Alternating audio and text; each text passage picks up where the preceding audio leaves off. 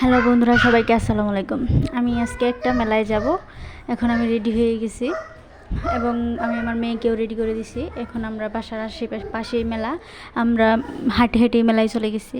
মেলায় গিয়ে আমার মেয়ে প্রথমে বল ধরতে বেলুন খেলতে চাইছিল, বেলুন নিতে চাইছিল, কিন্তু আমি তাকে কিনে দিই নাই, আসার সময় কিনে দেবো। তারপর হচ্ছে এখানে অনেকগুলো লেইসের দোকান বসছে। ভিডিওটা সবাই শেয়ার করে দিবেন এবং কোথায় বসছে সেটা আমি পরে জানিয়ে দেব। এখানে প্লাস্টিকের আরএফএলের কিছু জিনিস বসছে, ঘরের খুব প্রয়োজনীয় জিনিসগুলো এখানে আছে, এখান থেকে নিতে পারবেন। আমার এই দোকানটায় বসছে গস কাপড়।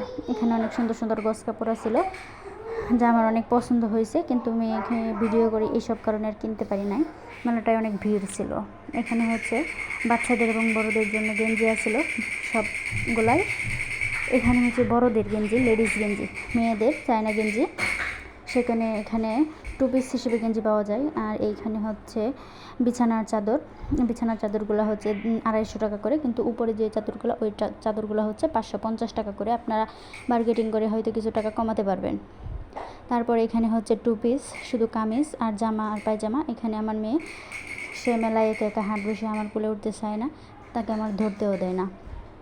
এখানে আবার একটা গস কাপড়ের দোকান বসছিল, আবার এখানে জুতা নিয়ে বসছিল। এই জুতাগুলো 150 থেকে 200 টাকার মধ্যে। আপনারা ভালো যে বার্গেটিং করতে পারেন, সে খুব ভালো কম দামে কিনে নিয়ে আসতে পারবেন।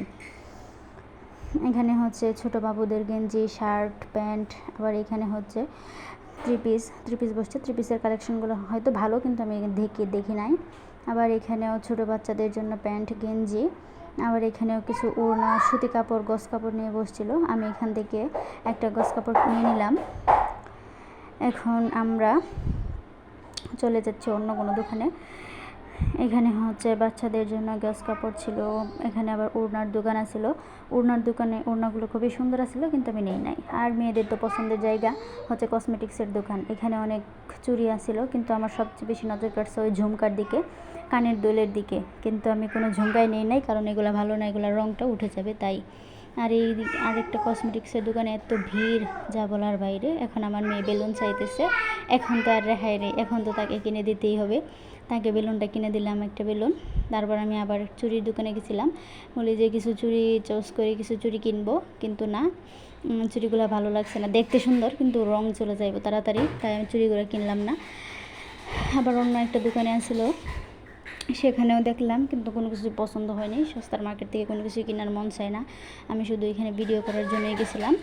কিন্তু আবার মাঝে মাঝে গস কাপড় দেখা খুব ভালোই লাগতেছিলো। এই জামাটা হচ্ছে পর্দা করে যারা, তাদের জন্য ফুল গ্রাউন্ড জামাটা, পুরো বডি রাখা থাকবে। এই জামাটার দাম চাইছিল 400 থেকে 450 টাকা। বার্গেটিং করলে হয়তো কিছু কমানো যাবে। আর এখানে হচ্ছে কিছু আরএফএলের জিনিসপত্র বসছে। আরএফএলের জিনিসপত্র বলতে এই দোকানটাই বেস্ট ছিল। এখান থেকে জিনিস কিনতে পারবেন খুব ভালো। সবগুলোই 100 থেকে 150-র ভিতরে সবগুলোরই দাম। তারপর আমি আবার চলে গেলাম ওই পাশে একটা আচারের দোকান আছিল। এখানে ফুচকা বিক্রি করছে। এখানে আচার দেখলে তোমার খেতে মন চায়, কিন্তু আমার নিজের হাতে বানানো জিনিস ছাড়া কিছুই খেতে মন চায় না। এইখানে আবার বসছে